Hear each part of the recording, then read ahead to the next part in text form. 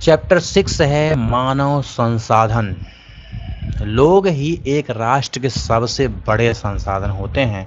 प्रकृति की देन केवल उस समय महत्वपूर्ण होती है जब वह लोगों के लिए उपयोगी होती है। लोग अपनी आवश्यकताओं और योग्यताओं से उसे संसाधन में परिवर्तित कर देते हैं। इस प्रकार मानव संसाधन ही अंतिम संसाधन है। स्वस्थ, शिक्षित और अभिप्रेरित लोग अपनी आवश्यकताओं के अनुरूप संसाधनों का विकास करते हैं। अन्य संसाधनों की भांति मानव संसाधन विश्व में समान रूप से वितरित नहीं हैं। अपने शैक्षिक स्तर, आयु और लिंग में से एक दूसरे से भिन्न हैं। उनकी संख्या तथा लक्षण भी बदलते रहते हैं। क्या आप जानते हैं भारत सरकार के अधीन एक मानव संसाधन मंत्रालय है। 1985 में इस मंत्रालय का निर्माण लोगों के कौशल को बढ़ाने के लिए किया गया था। इससे यह प्रदर्शित होता है कि लोग देश के लिए कितने महत्वपूर्ण संसाधन हैं। फिर यहाँ पे है, क्या आप जानते हैं प्रधानमंत्री कौशल विकास योजना को 2015 में 1 करोड़ भारतीय युवाओं को 2016 से 20 तक प्रशिक्षित करने के उद्देश्य से शुरू किया गया था। यह योजना का उद्देश्य संभाव्य और मौजूदा रोजगार अर्जन को गुणवत्ता प्रशिक्षण प्रदान करके रोजगार योग्य कौशल की योग्यता को प्रोत्साहित करना है। ठीक है, ये देखिए कुछ आपस में बातें कर रहे हैं, इसको पढ़ लीजिएगा। जनसंख्या का वितरण। पृष्ठभूमि पर जिस प्रकार लोग फैले हैं उसे जनसंख्या वितरण का प्रतिरूप कहते हैं। विश्व की जनसंख्या का 90% से अधिक भाग भूपृष्ठ के लगभग 30% भाग पर निवास करता है। विश्व में जनसंख्या का वितरण अत्यंत असमान है। कुछ क्षेत्र बहुत घने बसे हुए हैं, कुछ विरल बसे हुए हैं। दक्षिण और दक्षिण पूर्वी एशिया, यूरोप और उत्तर अमेरिका घने बसे क्षेत्र हैं। उत्तर अक्षांशीय क्षेत्रों, उष्णकटिबंधीय मरुस्थलों, उच्च पर्वतों और विषुवत-रेखीय वनों के क्षेत्रों में बहुत कम लोग रहते हैं। विषुवत वृत्त के दक्षिण की अपेक्षा विषुवत वृत्त के उत्तर में बहुत अधिक लोग रहते हैं। विश्व की कुल जनसंख्या के लगभग 3/4 लोग 2 महाद्वीपों एशिया और अफ्रीका में रहते हैं। 3/4 लोग। विश्व के 60% लोग केवल 10 देशों में रहते हैं। इन सभी देशों में 10 करोड़ से अधिक लोग रहते हैं। ठीक है भैया, ये देखिए, ये एशिया में रहते हैं। एशिया में इनकी देखो क्या है भागीदारी। ये यूरोप में रहते हैं, ये लोग हैं ये यूरोप में। अफ्रीका में रहने वाले लोग ये हैं। ठीक है, दक्षिण और मध्य और दक्षिण अमेरिका में रहने वाले लोग ये हैं, अमेरिका में ये हैं। और उत्तर अमेरिका में रहने वाले यही है, सिर्फ उत्तर अमेरिका में रहने वाले लोग। और ओशिनिया या ऑस्ट्रेलिया, न्यूजीलैंड और प्रशांत द्वीप में रहने वाले लोग ये हैं। ये इनकी पूरी समझिए परसेंटेज के रूप में इनको दिखाया गया है। तो आप समझ सकते हैं कि किन महाद्वीप में किसकी भागीदारी कितनी है जनसंख्या के मामले में। ठीक है, यहाँ पे जनसंख्या मिलियन में है। ठीक है, जापान में लगभग देख लीजिए, यहाँ पे ये 200 मिलियन, 400 मिलियन, 600 मिलियन, 800 मिलियन, 1000, 1200 और 140। तो अभी वर्तमान में जो एनसीईआरटी का आंकड़ा है उसके अनुसार चाइना की संख्या सबसे अधिक है। लेकिन मुझे अनुमान है जो अभी जनगणना हो रहा है उसके अनुसार पता चलेगा कि हम लोग चाइना को भी पीछे छोड़ दिए हैं जनसंख्या में। ठीक है, तो क्रियाकलाप देख लीजिएगा, उसके बाद आगे चलते हैं। क्या आप जानते हैं, पहले पढ़ लेते हैं, भारत की जनसंख्या का औसत घनत्व जो है 382 व्यक्ति प्रति वर्ग किलोमीटर है। ये जो भारत का पूरा निकाला जाता है जनसंख्या घनत्व, तो ये बहुत आसान है। 32,87,000 में आप जब टोटल जनसंख्या से भाग कर देंगे तो आपको पता चल, सॉरी उल्टा हो गया भाई, ठीक है। टोटल जनसंख्या में इसके क्षेत्रफल से भाग करना पड़ेगा आपको, ठीक है। तो जो वर्ग किलोमीटर 32,87,000 वर्ग किलोमीटर है, उसको टोटल जनसंख्या में भाग कर देंगे तो आपको पता चलेगा कि प्रति इकाई वर्ग किलोमीटर में कितने व्यक्ति रहते हैं। तो यही है 382।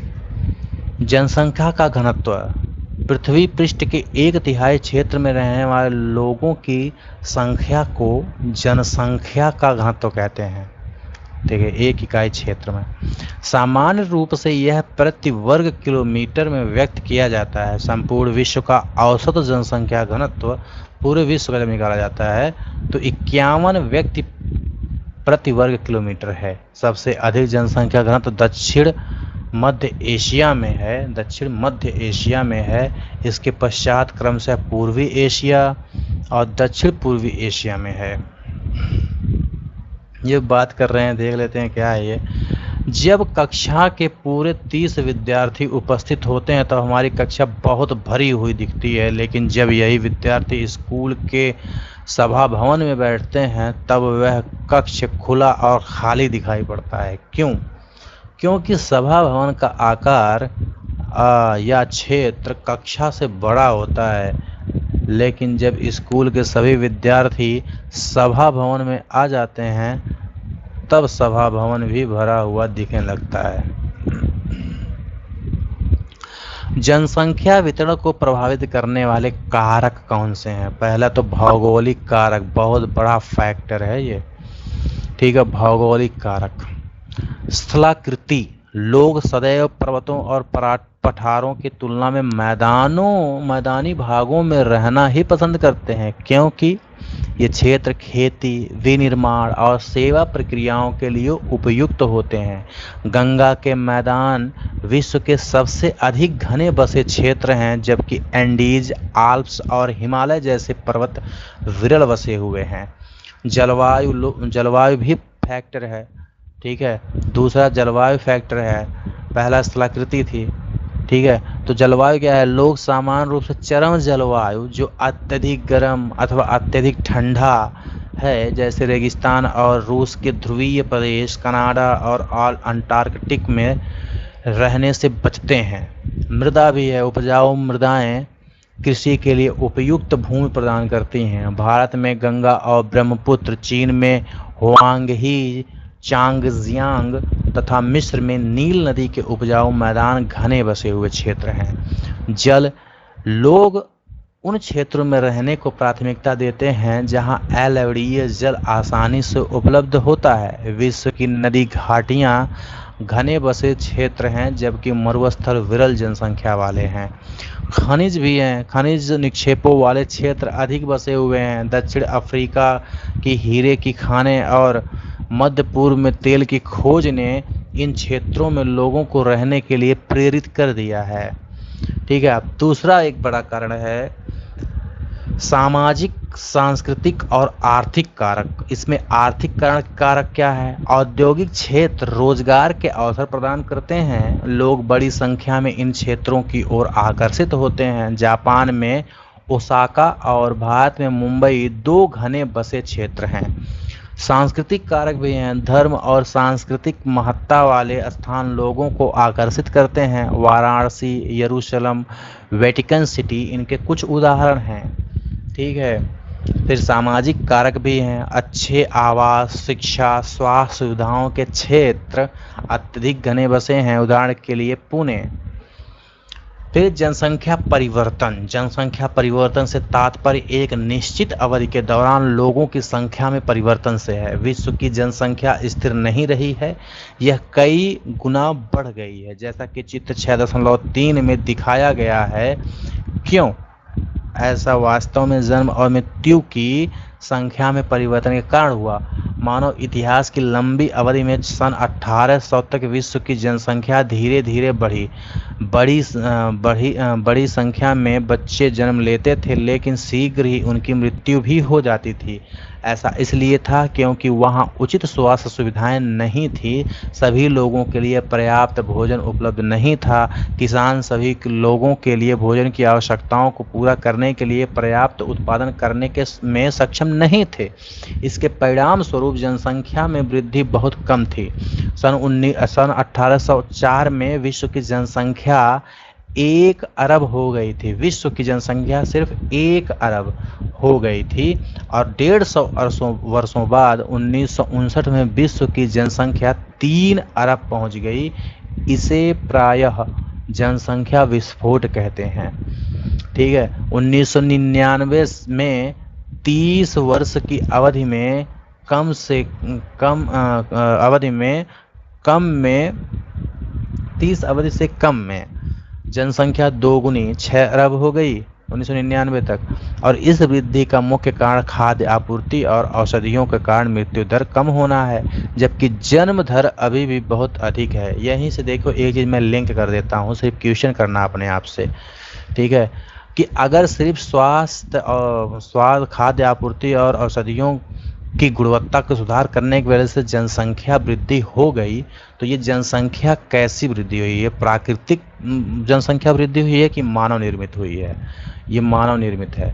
ठीक है, तो एक चीज़ यहाँ से क्वेश्चन आता है कि सर्वशक्तिमान कौन है? फिर बहुत ही लॉजिकल क्वेश्चन है, आप अपने आप से पूछते रहिए। जन्मों को साधारणतः जन्म दर में आंका जाता है। जन्म दर अर्थात प्रति 1000 व्यक्तियों पर जीवित जन्मों की संख्या में मापा जाता है। मृत्यु दर को प्रति 1000 व्यक्तियों पर मृतकों की संख्या में मापा जाता है। किसी क्षेत्र विशेष में लोगों के आने जाने को प्रवास कहते हैं। जन्म और मृत्यु जनसंख्या परिवर्तन के प्राकृतिक कारण हैं। एक देश के जन्म दर और मृत्यु दर के बीच के अंतर को प्राकृतिक वृद्धि दर कहते हैं। ठीक है, ये वृद्धि दर पॉजिटिव भी हो सकता है और नेगेटिव भी हो सकता है। जन्म दर और मृत्यु दर के बीच में अंतर जब निकाला जाता है तो।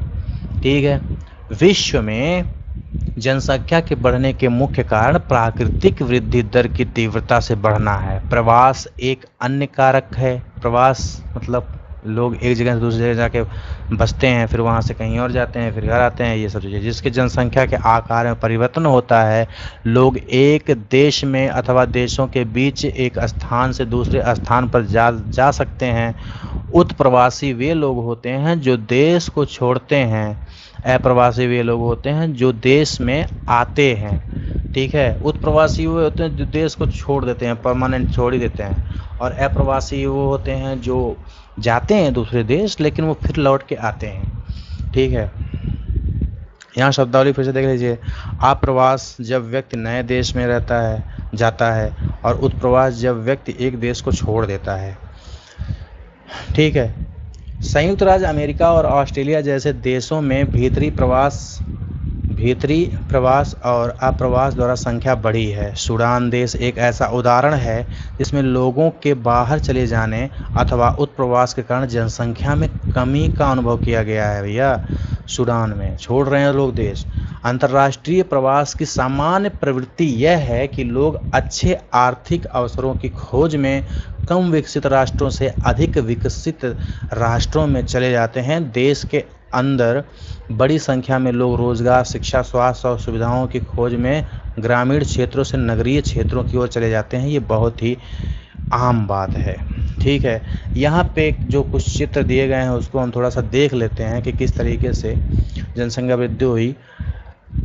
तो 500 ईसा पूर्व में 100 मिलियन थे पूरे विश्व की जनसंख्या, और 0 ईस्वी में 170 मिलियन के आसपास, और 1000 ईस्वी में लगभग 265 मिलियन, और 1500 ईस्वी में 425 मिलियन, 1800 ईस्वी के आसपास 900 मिलियन, 1900 ईस्वी के आसपास 1625 मिलियन, और 1950 तक 2500 मिलियन।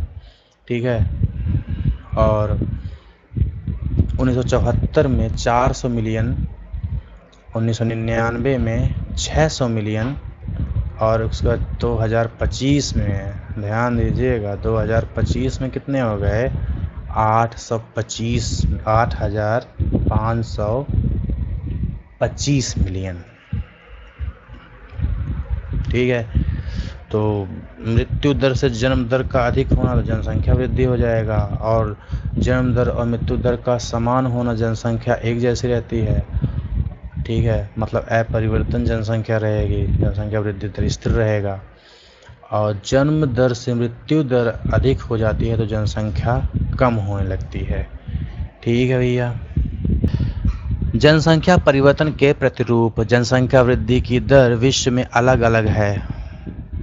यद्यपि विश्व की कुल जनसंख्या तीव्रता से बढ़ रही है, तथापि यह सभी देशों में यह वृद्धि अनुभव नहीं की जा सकती। कुछ देशों में जैसे केन्या में जनसंख्या वृद्धि दर ऊंची है, उन देशों में जन्म दर और मृत्यु दर दोनों ही उच्च हैं। ठीक है, हाल ही में स्वास्थ्य सेवाओं में सुधार के साथ मृत्यु दर कम हो गई है, परंतु जन्म दर अभी भी अधिक है, जिससे वृद्धि दर बढ़ रही है। ठीक है, अन्य देशों में जैसे यूनाइटेड किंगडम में निम्न जन्म दर और मृत्यु दर के कारण जनसंख्या वृद्धि की दर मंद है। ठीक है, यहाँ पे देखिए प्राकृतिक वृद्धि की वार्षिक दर उच्च, अति उच्च 3% से अधिक, ये जहाँ जहाँ नीला है।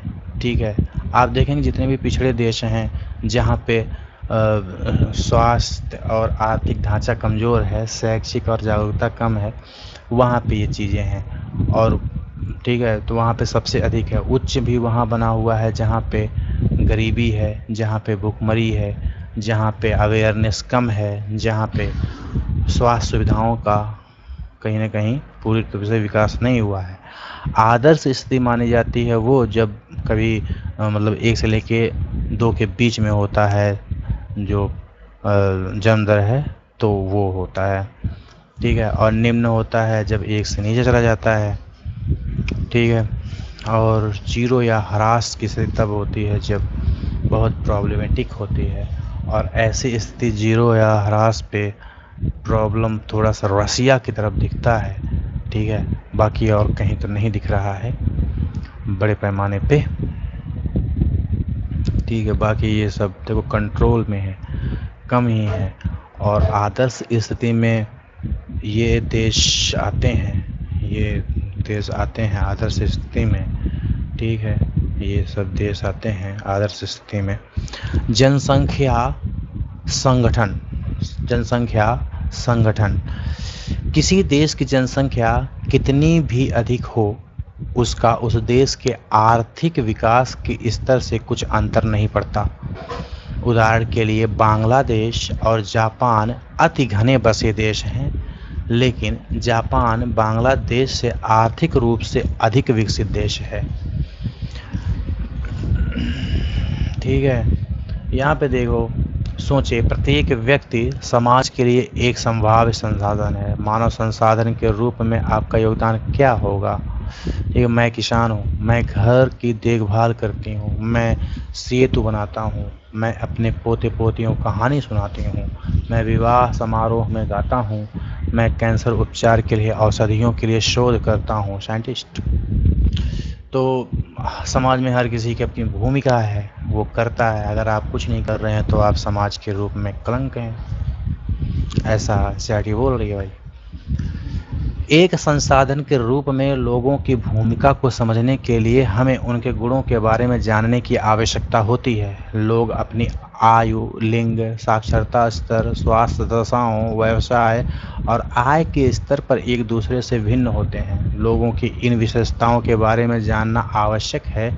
जनसंख्या संगठन जनसंख्या की संरचना को दर्शाता है। जनसंख्या संगठन हमारी यह जानने में सहायता करता है कि कितने पुरुष और कितनी स्त्रियां हैं, वे किस आयु वर्ग के हैं और कितने शिक्षित हैं, और वे किस प्रकार के व्यवसाय में लगे हैं, उनकी आय का क्या स्तर है और स्वास्थ्य दशाएं कैसी हैं। एक देश के जनसंख्या संगठन का अध्ययन करने के लिए एक रुचिकर विधि जनसंख्या पिरामिड है, जिसे आयु लिंग पिरामिड भी कहते हैं। एक जनसंख्या पिरामिड दर्शाता है कुल जनसंख्या विभिन्न आयु वर्गों में विभाजित है। उदाहरण 5 से 9 वर्ष और 10 से 14 वर्ष। कुल जनसंख्या का प्रतिशत इन वर्गों में से प्रत्येक वर्ग में पुरुष और स्त्रियां उपविभाजित हैं। जनसंख्या पिरामिड का आकार उस विशिष्ट देश में रहने वाले लोगों की कहानी बताता है। बच्चों की संख्या 15 वर्ष से नीचे निचले भाग में दिखाई गई है और यह जन्म के स्तर को दर्शाती है। ऊपर का आकार वृद्ध लोगों 65 वर्ष से अधिक की संख्या दर्शाता है और मृतकों की संख्या को दर्शाता है। ठीक है, तो इसको हम देख लेते हैं। ये एक जनसंख्या पिरामिड है, ये स्त्रियों के लिए है यूज और ये पुरुषों के लिए यूज है। ठीक है, देख लीजिएगा। ये त्रिभुजाकार प्रतीत होने वाला आरेख क्या है? यह जनसंख्या पिरामिड है। चाहे क्या मैं डिटेक्टिव बन सकता हूं और एक देश की जनसंख्या पता लगा सकता हूं? अवश्य। हम तीन देशों का अध्ययन करते हैं। वह क्या है? यह देश के पुरुष और स्त्रियों की वर्तमान जनसंख्या को उनके आयु वर्ग में दर्शाया गया है। ठीक है, आयु वर्ग में, मतलब ये पिरामिड गजब का है भाई। 0 से 4 वर्ष के आयु के लोगों की जनसंख्या इतना है और 85 वर्ष से अधिक का लगभग देखो बहुत ही कम है भाई। ठीक है, बहुत ही ज़्यादा कम है। ठीक है भैया, मतलब ये समझिए आप 1-1.5% के आसपास। यहाँ पे केन्या का पिरामिड है। केन्या की पिरामिड देख लीजिए, तो ये पिरामिड बहुत ही ज़्यादा खड़ी दिखाई दे रही है हमको। ठीक है, देखिए इसमें दिखाई गई क्या है। जनसंख्या पिरामिड एक देश में आश्रित लोगों की संख्या को बताता है। एक देश में आश्रित लोगों की जनसंख्या को बताता है। युवा आश्रित लोग 15 वर्ष से कम आयु के और वृद्ध आश्रित लोग 65 वर्ष से अधिक आयु के आश्रित आयु जनसंख्या के अंतर्गत आते हैं। कार्यरत आयु वर्ग 15 से 65 लोगों के आर्थिक रूप से सक्रिय वर्ग में रखा जाता है। एक देश का जनसंख्या पिरामिड जिसमें जन्म दर और मृत्यु दर दोनों ही ऊंचे हैं। ठीक है, आधार पर चौड़ा और ऊंचाई तीव्रता से सकरा हो जाता है, मतलब तेज से वो ऐसा होता है। ऐसा इसलिए होता है कि बहुत से बच्चे जन्म लेते हैं लेकिन उनमें से अधिकतर की मृत्यु शैशव काल में ही हो जाती है और कुछ ही बड़े हो पाते हैं, इसलिए वहाँ वृद्ध लोग बहुत कम हैं। इस स्थिति को केन्या के पिरामिड द्वारा दर्शाया गया है। आप देखोगे तो जितनी जनसंख्या जन्मदर यहाँ थी, ठीक है, यहाँ पे मतलब अगर देखा जाए तो 10 से 12% हो रहा है। ठीक है, लेकिन उसके बाद 5 से 9 में इतने लोग मर जाते हैं। ये 10 से 14 में संख्या और कम हुई। मतलब ये संख्या कम होते होते होते होते होते लास्ट में एकदम थोड़ी सी बचती है और बहुत तेज़ी से कम होती है। इसीलिए इसका जो आधार है बहुत चौड़ा होगा लेकिन जो इसका टॉप है वो बहुत ही पतला होता है। ठीक है भैया, अब यहाँ पे देखिए ये थोड़ा सा बैलेंस लगता है, फिर भी ये उनसे भी खतरनाक ये दिखाई दे रहे हैं। इनमें जन्म दर भी कम है और मृत्यु दर भी कम है। जिन देशों में मृत्यु दर विशेष रूप से बहुत छोटे बच्चों में कम हो रही है, युवा आयु का पिरामिड चौड़ा है क्योंकि शिशु प्रौढ़ावस्था तक जीवित रहते हैं। यह भारत के पिरामिड में दृष्टिगोचर होता है। इस प्रकार की जनसंख्या में युवा सापेक्षतः अधिक हैं और इसका अर्थ मजबूत और वर्धमान बढ़ती हुई श्रम शक्ति है। युवा शक्ति तो ठीक है, देखो हम मृत्यु दर हमने कंट्रोल किया है तो हम लोग की ज़्यादा जनसंख्या है। देखो यहाँ से लेके ये हमारा है। ठीक है, तो जो कार्यरत जनसंख्या है वो जो नीली पट्टी बना रखे हैं यहाँ से लेकर के यहाँ तक, ये कार्यरत जनसंख्या है। ठीक है, तो मृत्यु दर कम है, ठीक है, लेकिन ये युवा कितना ज़्यादा बेरोज़गार है अभी उतना मजबूत है नहीं, और यही युवा देश को बदलने की ताकत रखता है। लेकिन प्रॉब्लम ये है कि अभी बहुत सी चीज़ें हैं जो अभी युवा नहीं कर पा रहा है। ठीक है,